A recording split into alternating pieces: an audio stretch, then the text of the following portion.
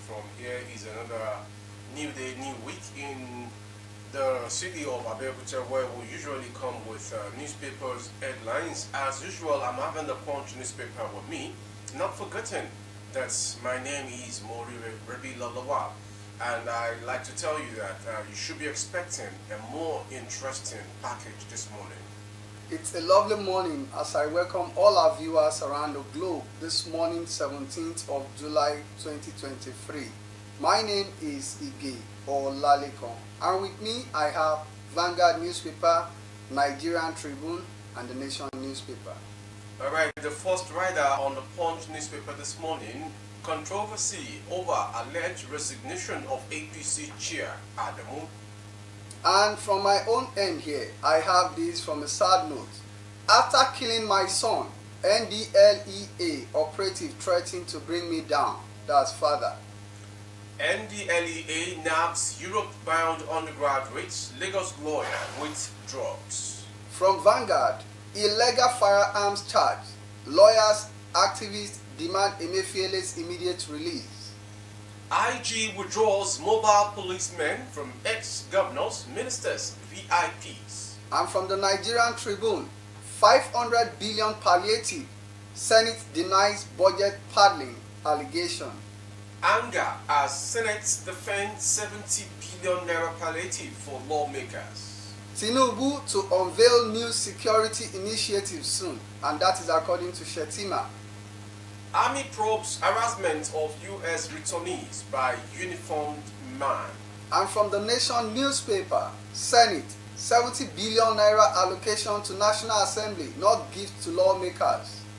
Bakers, milers disagree over flour price hike. Tinubu, Africa must be active to compete globally. CSO demands Malami's probe over alleged 1 billion naira car gifts. And now, taking the news in full. After killing my son, NDLEA operative threatened to bring me down. Father of 2-year-old boy who was reportedly killed by a stray bullet from operative of the National Drug Law Enforcement Agency, NDLEA, at Opanam, Oshimili, North Local Government Area of Delta State, Mr. Fidelis Omahoria, has said his family was in need of justice. He narrated how one of the operatives still cocked his gun and threatened to bring him down after he told him that the gun they fired had killed his son. The child, Ivan, died at the Federal Medical Center at Sabah, where he was taken to after he was hit on his abdomen by a stray bullet from the operative who were chasing drug peddlers during a raid on the notorious joint in the neighborhood on Thursday. And to the rider, after killing my son, NDLEA operative threatened to bring me down, and that is according to father. And my first shots coming from the Punch newspaper this morning is coming from the political scene, which is talking about the resignation of the APC national chairman. There were controversies on Sunday over the alleged resignation of the national chairman of the All Progressives Congress, Senator Abdullahi Adamu, while some sources confirmed that the embattled chairman had resigned from his position. Others said it was a rumor. The information could not officially confirm the alleged resignation as a first time, while top APC chieftains contacted by correspondent gave conflicting information. This is coming 2 days before the long-awaited crucial National Caucus and National Executive Committee meetings of the party. And the rider controversy over alleged resignation of APC chair Adamu. And from the Vanguard, illegal firearms charge. Lawyers, activists demand Emefiele's immediate release.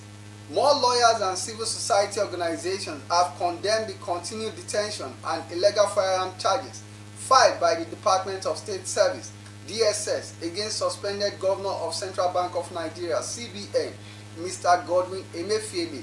The DSS charge came a day after a federal high court sitting in Abuja declared Emefiele's arrest and detention an infringement of his fundamental human rights and subsequently asked that he be released in 2 days. Some senior lawyers who spoke to Vanguard condemned Emefiele's continued detention. despite the order of the court and demanded for his immediate release. Reaction to the charge against Emefiele, Law Professor Sam Erugo-San said, the charge for illegal possession of firearm is undoubtedly an afterthought. It suggests that the DSS had no justifiable reason to arrest Emefiele in the first place. And to the rider, illegal firearms charges, lawyers, activists demands Emefiele's immediate release. And to the next one, the federal government has withdrawn the mobile police force personnel attached to several very important persons, including ex-governors, former ministers and lawmakers. The order, which was contained in a police wireless message from Opol 45 Force Headquarters Abuja, affected Daura Buhari, brother to former President Muhammad Buhari, as well as former First Lady Aisha Buhari's sibling, and former Secretary to the Government of the Federation, Boss Mustafa. The development came a few weeks after the IG vowed to withdraw police mobile force personnel from VIP escort and guards duties. He had also announced plans to establish a special intervention squad, which according to him would have 40,000 highly trained police officers, including selected officers from the police mobile force. And the writer from the Punch newspaper, IG withdraws mobile policemen from ex-governors, ministers, VIPs. And from the Nigerian Tribune, 500 billion naira palliative, Senate denies budget padding allegation. The leadership of the Senate has dismissed allegation that it padded the 500 billion naira palliative budget by over 200 billion. An online platform in its publication alleged that over 200 billion not in the initial estimate was inserted into the budget for what it called phony project. Reacting to the media report, Chairman Senate Committee on Media and Public Affairs, Senator Yemi Adaramodu, said the report was bereft of fact and meant to impugn the integrity of the leadership of the Senate. According to the statement, after the passage of the supplementary budget to accommodate fundings of federal government palliative for the Nigerian public, among other urgent national demand, the socio-political space has been inundated with superiors inaccurate and irrelevant misinterpretation. Suffice to say that the passage is part of the absolute constitutional duty of the Senate. We would therefore not wish to join issues with the mischiefs and misinterpretation that a portion of the just passed Amendment Act that appropriated 70 billion naira was a gift to the law legislators, the statement noted. And to the rider, 500 billion naira palliative, Senate denies budget padding allegation. Operatives of the National Drug Law Enforcement Agency have arrested a 19-year-old student, Benjamin Deberechi, for attempting to export 7.2 kg of methamphetamine concealed in crayfish to Europe, where he was going for studies. Deberechi was said to have been arrested on Wednesday at the Nnamdi Azikiwe International Airport, Abuja, during an outward clearance of passengers on Turkish Airlines flight TK0624. According to a statement on Sunday by the agency spokesperson Femi Babafemi, the suspect had, during an interview with the operatives, claimed he was heading to Cyprus for studies, adding that a white substance found in his luggage tested positive for methamphetamine. And the rider again from the Punch, NDLEA naps Europe-bound undergraduate Lagos lawyer withdraws. And from the Nation newspaper, Senate, 70 billion naira allocation to National Assembly not gift to lawmakers. The 70 billion allocated to National Assembly from the 819 billion supplementary appropriate act bill is not a gift to senators and House of Representative member, the Senate has clarified. It said that reports by a section of the media that the National Assembly member padded the bill in their favor were superiors in inaccurate and irrelevant misinterpretation. President Bola Ahmed Tinubu and on Thursday sought a review of the bill to enable him to deploy 500 billion for palliative measures and the balance of 319 billion on other federal government needs. The Senate passed the bill the same day with the following as a breakdown of the 319 billion, 185 billion for rehabilitation of roads impacted by flood, 192 billion for fixing farmland damaged by flood, 35 billion for National Judiciary Commission, 10 billion for Federal Capital Territory Project, and 70 billion for the National Assembly. And to the rider, Senate, 70 billion allocation to National Assembly, not gift to lawmakers. Anger has continued to trail the decision by the National Assembly to earmark 70 billion naira for its members out of the 819 billion naira federal supplementary budget passed by the legislature last week.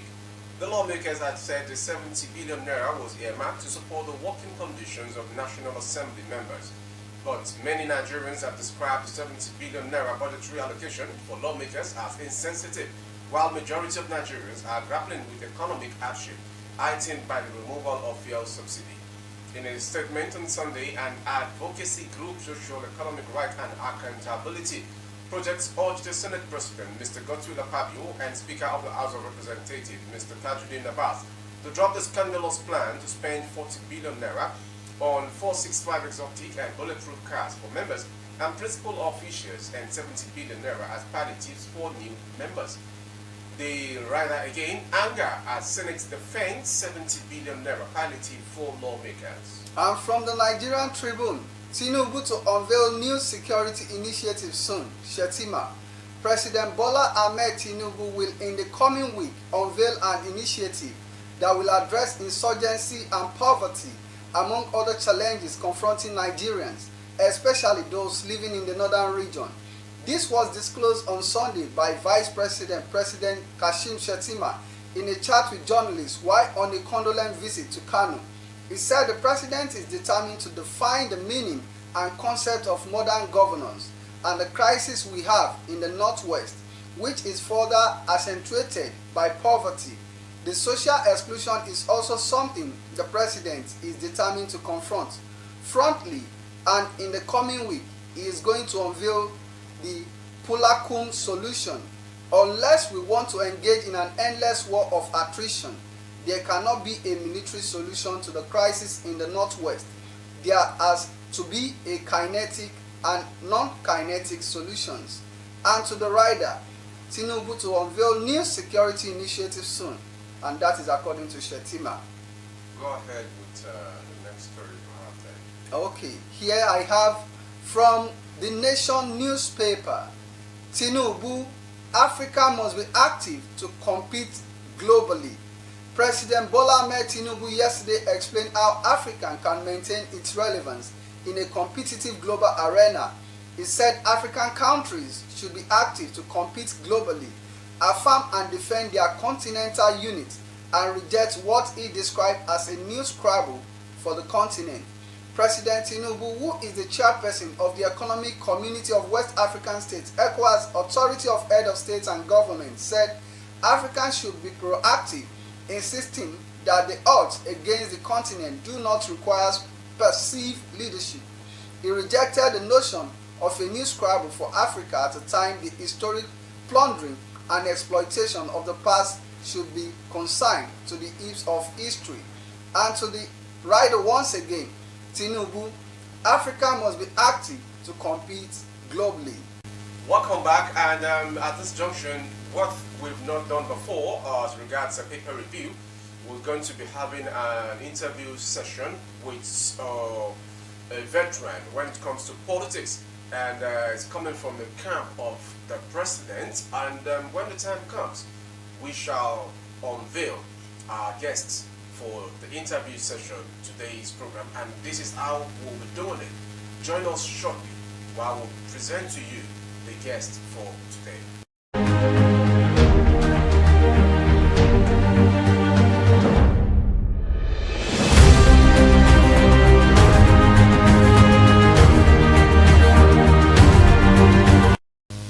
It's a beautiful moment again from BGI TV comments. As usual, we said we are having a guest on the political story so far since the emergence of our president, Bola Ahmed Tinubu, as Nigerian president. And also in the house, we have Mr. David in the building with us, and we'll be having this discussion for the next 30 minutes. My name is Rabila Lawal, and with my co-anchor this morning, It's my pleasure welcoming you back to the second segment of the part of the program. On this segment, we are having discussion and a question section with our guest in the house. My name remains Ige or Lalipon. All right, sir. The very reason why we brought you in for today's program is about we want you to just come around to change people's views as regards the president we are having as Nigerian president, President Bola Ahmed Tinubu. Before you go in details, we'll meet you and what you do, sir. My name is Dehinde. I'm a public affairs analyst. I'm also the convener of Assured Mobilization and the leadership front and Lagos Progressive Front and the convener one of many parties. All right, your take on the. Okay, you're welcome, sir. My pleasure. Now, looking at this present administration and it does come on board, now we come to realize that the issue of insecurity in the country has been something that even the past government has really failed woefully in how they go about their approach. But the question is, presently there was a report that some parts, even though some parts of the northern parts were divided on this issue, they said, with the Northern Forum calling for amnesty for Boko Haram and incentive package, what does this project on this country unity as a Nigeria entity, what would be your take on, some parts like the former senator of Zamfara State was the one that spearheaded the group that was calling for the amnesty for Boko Haram. From this current president, what is your take on it, sir? First and foremost, let me correct an expression that the past government failed woefully concerning the insecurity in the country. No, that is not correct. That might be your view or your opinion, but it is not correct. If you realize that before the advent of Muhammad Buhari as the president of Nigeria in 2015, you discover that we have about 14 to 17 local government under Boko Haram. By the time he's leaving, not a single community entity under Boko Haram. So the issue is the pressure of failed woefully on security matter is not correct. And we have only been having different type of security challenges in this country. And as Buhari is trying to destroy the Boko Haram, another security challenge came up in the form of terrorism from the bandits from the northwest, terrorism from north central, and the rest of it. And these are new security challenges that need to be tackled. That I know that Buhari have tried his best before the end of his tenure. If you look at from the south, we used to have militancy, and if you look at from the southeast, we have IPOB, IPOB, and ECN, and also UGN on no gunmen. So these are challenges that we have, and for every government all over the world, they usually have one challenges or the other. If you go to US, you discover that the number of people that die on a yearly basis from indiscriminate shooting is more than what we lost here in Boko Haram. I'm not justifying what we lost in Boko Haram, but for me to tell you that insecurity is a worldwide phenomenon. It does not peculiar to Nigeria alone. If you go to Israel, between Israel and Palestine, we have restfulness almost every now and then. Insecurity is everywhere. That's my take on that. On the issue of amnesty, yes, it works for the militants. It might not work now again because they have been given enough road. There was a time that they are trying to negotiate with the Boko Haram, but it doesn't work out. So I want to toe the line of the new chief of army staff, Lagbaja, that amnesty have failed, that we need to tackle them and destroy them completely, which I also support. It will not work because if you give amnesty now, separately you look at the militants in the Zamfara state, in the part of Katsina state, severally there are negotiation, there are payment for them to abandon this military to this bandits of a team. But it doesn't work at the end of the day. A lot of people or other group will spring up. To me, I am not supporting amnesty. Thank you. All right, from my own part of view, because you've convincingly analyzed the question put across to you, sir, when it comes to insecurity from that of President Muhammadu Buhari and that of amnesty, which I believe in your response as well, because even the person spearheading the request for amnesty for these people, number one we need to talk about is what are these bandits ready to offer the nation as a whole if truly they want amnesty and some other incentives. Because the chief of army staff, the person of Lagbaja, claimed that they never had any discussion before they went into the forest and start fighting the Nigeria as a government. Now, my next question for you, sir, as the new administration assumed office since the emergence of our president, which I keep saying, in the midst of the security challenges, what are your expectations towards the appointment of top security designates in the country? Yeah, I believe that there is going to be change, but it cannot be an immediate change. Because looking at the antecedents of those newly appointed security service chief and the police IG, if you look at Lagbaja has always been leading from the front. When he was I think the theater commander of one of these operations in the northeast, I couldn't remember now. Lagbaja will always be in the bush, which is true. He also be leading from the front. Sometimes we in the bush, you just have his briefing every Monday like this, and go to the bush after the briefing, and will not come out until the following Sunday or Saturday. So I'm so sure that the new chief of army staff have what it takes, the qualities, the capacity, the ability, the capability to tackle the issue of insecurity with the support of other sister agencies like the Air Force, the police, and I know they are just doing that. You know, in the recent time, in the southeast of Nigeria, you discover that a lot of all these ECN, IPOB, UGM has been gone down. Those who are trying to enforce the sit at home have been gone down. So it is a gradual thing. We will get there. But the issue of security, I'm sure, actually, what I met Tinubu, our president, have determination. He has the ability. He's a man that is determined to get the result, and I'm so sure he will get the result on the issue of insecurity, because no nation thrives without proper security. The first responsibility of any nation is to ensure that there is security, there is peace. That's my take on that. All right, as regards your mentioning of the determination of President Bola Tinubu, sir, you sounds like you have some conviction about him as a person. Can you just tell us a brief knowledge about the man himself?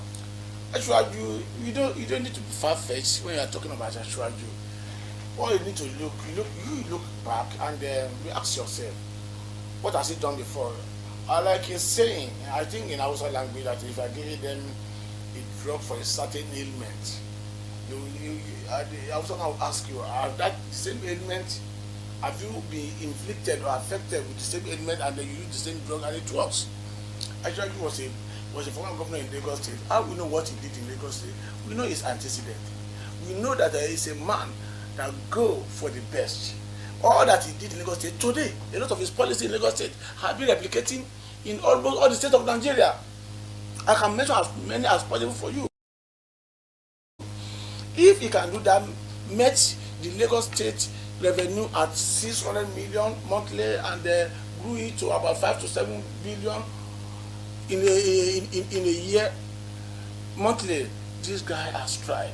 You know, he introduced the Lamata, introduced Lasma, Kai, so many things. The first IPP, independent power producer badge, he brought it to Nigeria. He has done it before. So doing it at a larger stage is not a new thing.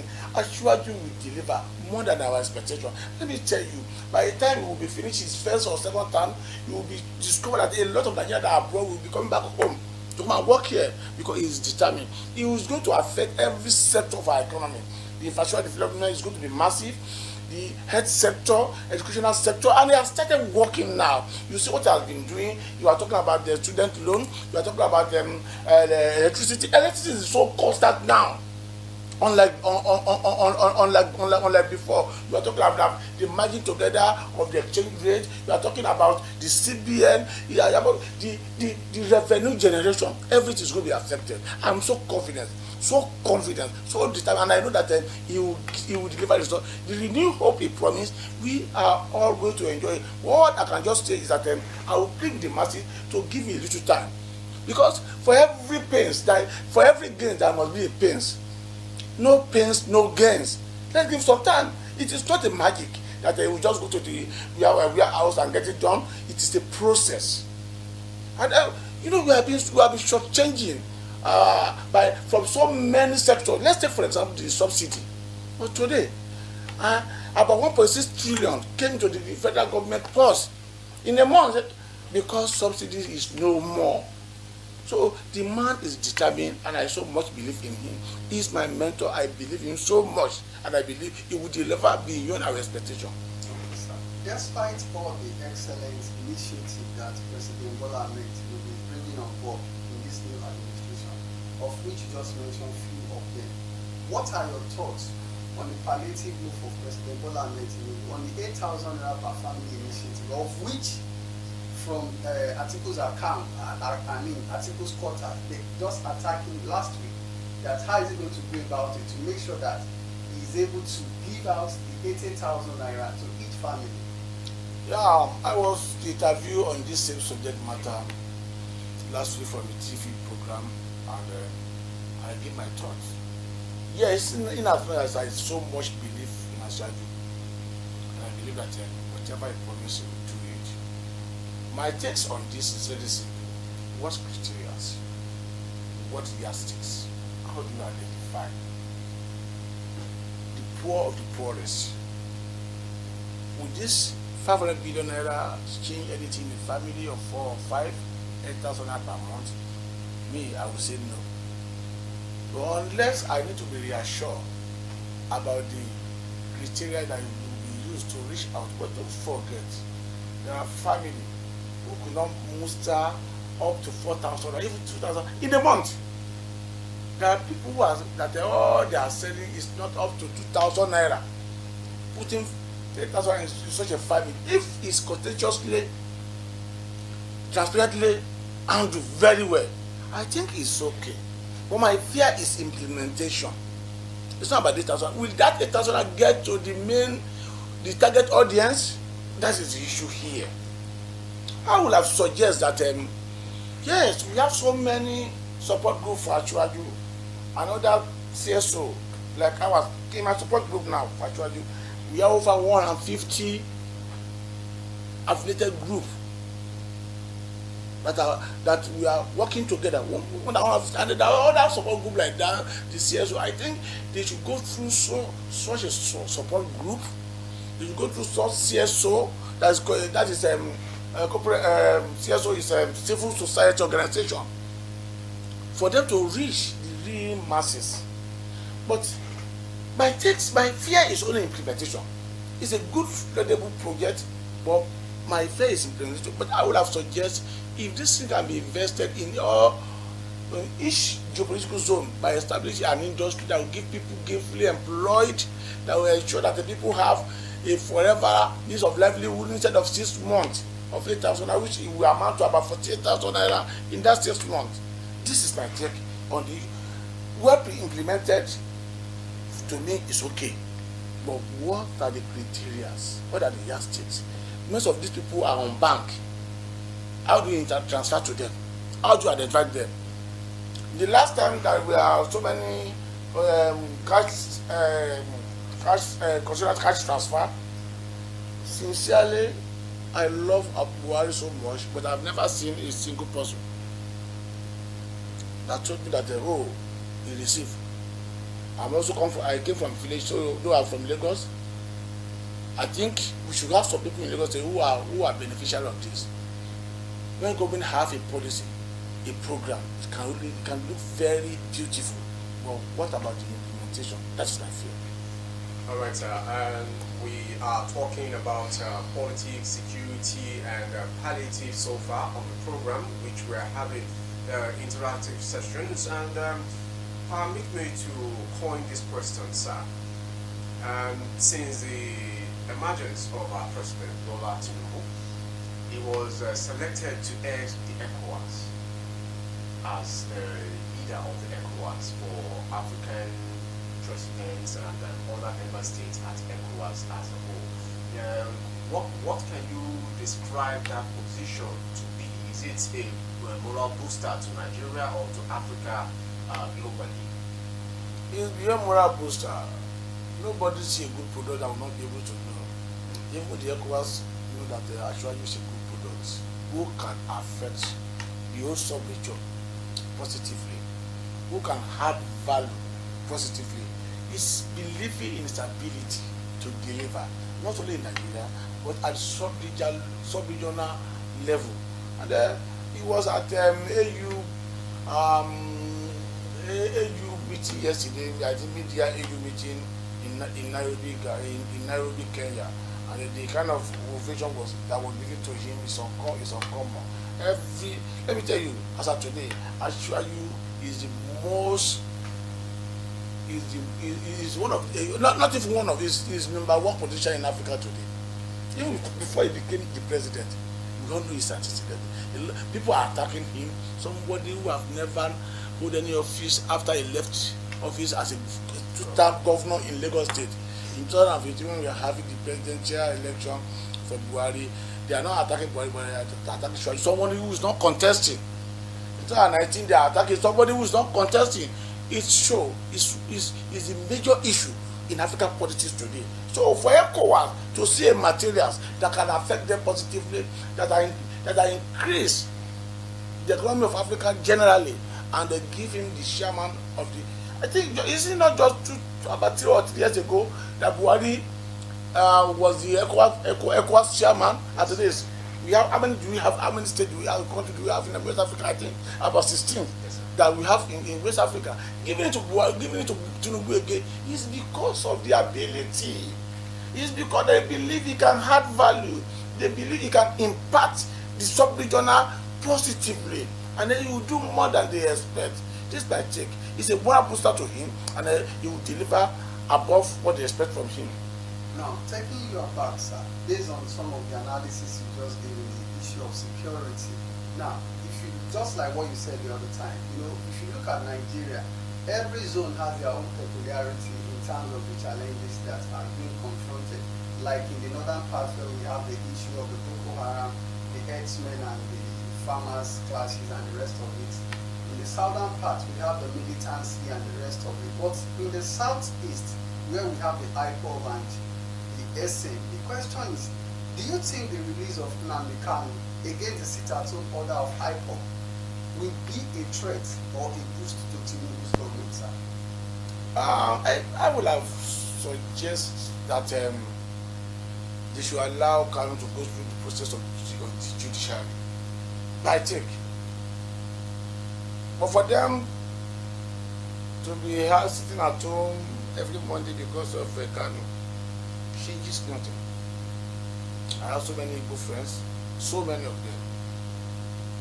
The leader in the Southeast must very, very be up and doing to ensure that this insecurity that they are being used to destroy the economy should stop.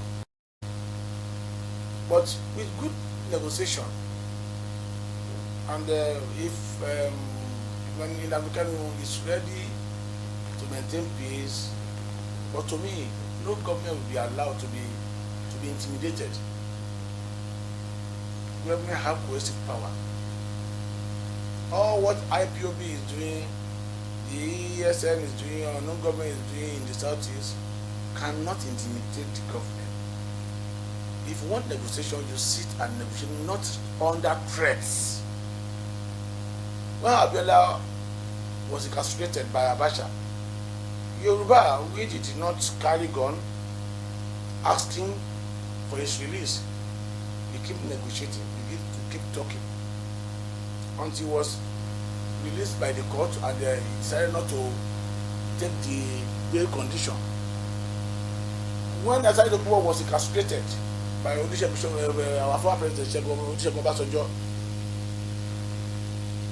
the leader of that region negotiate and negotiate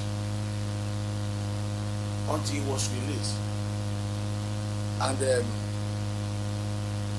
amnesty was given to the militants there. What am I talking about? It's very simple. They don't need to be destroying themselves, killing themselves in the name of agitating for the release of Nnamdi Kanu. If Nnamdi Kanu is trying to play ball to maintain peace, no, he has gone too far. He gone too far before he was arrested again in Kenya. But to me, depending, there are facts that is available to me, but there are more facts that are available to government that I am not privy to. If government have enough facts that is released, we have more peace and is willing to maintain peace, not to steer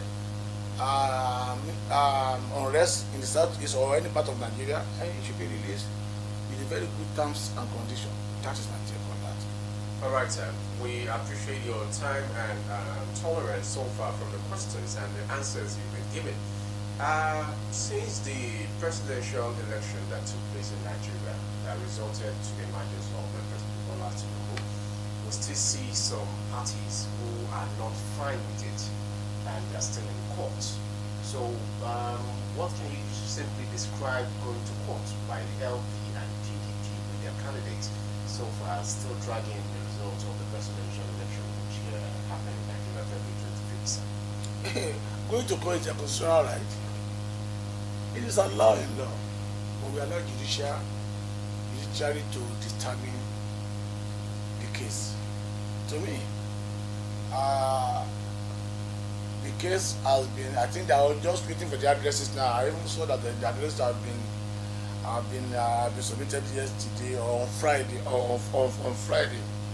Going to court is your legal right, is your constitutional right. Nobody can stop them. If you are not pleased with anything, the best way for a redress is court, instead of taking the law into your hands.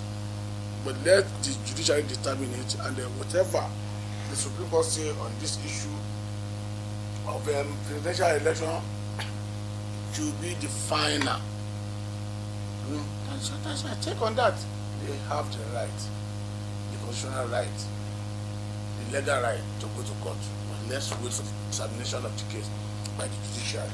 Since 1999, we started civilian rule in Nigeria, sir, till the last presidential election, February 25th. Which of the election can you simply, from your own opinion, describe as the freest to date? This 2023 election, presidential election. And what are the reasons? The reasons are not far-fetched. It's the only election. We are an incumbent party that is on power, and a presidential candidate of a political party lost his seat. The party chairman, the co-president lost his own seat too. The party chairman lost his senatorial district. These are elections that bring so many surprises. People are talking about rigging during the election. If you want to rig, you rig in a place where you are very popular. Exactly. If a person will be rigging, I think they would have lost Lagos State. So what are we talking about? Actually, won 12 states. Atiku won the same 12 states, and there will be one, I think 11 states or 11 states plus Abuja, let's say 12. Now, actually you have 25% in 29 states. Atiku have had 25% in 21 states. I think Obi had in about, it's not 16 or 11 states or there, but I couldn't remember very well now. 2023 elections bring so many surprises, and kudos to Rivers. If you look at what they are proving in court, they have never for once, all through the 7 weeks, they present their case to prove that these are the reasons how they won the election. What they're just saying, oh, they did not upload to the IRF. That is the responsibility of INEC. They either upload or they don't upload. Once we have manual counting, and then you have your agent there, other parties have their own agent too, and they are not disputing it. I think 2023 is the best election so far in the history of Nigeria. It's the best election so far. After the election, they are trying to do their own collation online, but you go to a stage and they discover that no, they can't go ahead because they discover that initially they were using the area where they have strength. Oh, they are leading all of a sudden. When they are now getting to other states, they are now losing. You have to stop the collation. I believe Obi is in court just to please his supporters. That you must go to court. Actually, won this election transparently, fairly, freely, and credibly. Okay, sir. At the assumption of this administration, one of the most steps that the president took that even brought a lot of encomium from Nigeria was the suspension of the former CBN governor, Godwin Emefiele. Now, although there have been an allegation that from the DSS that he was among the people that were sponsoring the Boko Haram and the rest of it like that, but presently, a lot of lawyers and civil society have been, demanding for the release of Emefiele. What is your take on that, sir? Yeah, nobody should be incarcerated perpetually. But as of today, I think I'll be charged to court. DSS secure a court injunction for him to be detained longer so that they can do their investigation. Emefiele really, no, I didn't expect that. I dealt with Nigeria because they are working for somebody not to get to office as the president. These are just the reasons. But let God determine Emefiele fate. That's what I can say. Let God determine it. It's fate. That's my take. All right, you are watching the interview session from BJI TV Current, and we're still having a few more minutes before we call it a wrap on this episode, where we're having an interesting session from the questions and answers so far coming in. And from my own side here, I want to say my last question. Do you think going into dialogue with bandits and herdsmen and even the IPOL will be the best option for federal government to address all of the insecurity when it comes to farmers and herders clash? And secondly, from some quarters from Kaduna State precisely, before the expiration of Ahmed El-Rufai's term as a governor in Kaduna State, some quarters were saying he knows about these foreigners who mount themselves to the marauders as regards banditry and insurgents in the country. How true is this claim? That is not correct. Just a speculation. It is not correct. El-Rufai is not a man like that. He's a very factual man. He's not a man that we wanted to criminalize any aspect of our, or it's a man that is even ready, absolutely ready for the terrorists to be destroyed. So say El-Rufai is one of those people that imported terrorists to Nigeria is very correct. It's fallacy. On the issue of amnesty, to me, I am not supporting amnesty, but I have enough information. They have the security report every now and then to work on. Like I said, the fact affiliated to them, affiliated to me, available to them are now available to me. And I know that they will have that fact to be debated and then look at it if giving them amnesty is going to work out for them. There are so many amnesty that has happened in this country. In Safari State, Taraba State, in Kaduna State, by the end of the day, these people went back to banditry when they should be crushed like it happens in Sri Lanka. Let them be crushed. That is my take. Alright, from the dailies this morning, we got some riders that talks about 70 billion naira from the lawmakers as palliative measures. Palliative. Yes, sir. To me, I have interviewed on this same question last week, and I have also expressed my opinion on this. To me, it is uncalled for. 70 billion for how many people?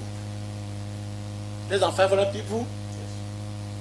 Oh, that's an insult to accessibility. I will not support that. They even said that 70 billion is for those who are just joining them, that they have about 70%. They are joining them for what? That should be close to 200 million per person, even if they are sharing it.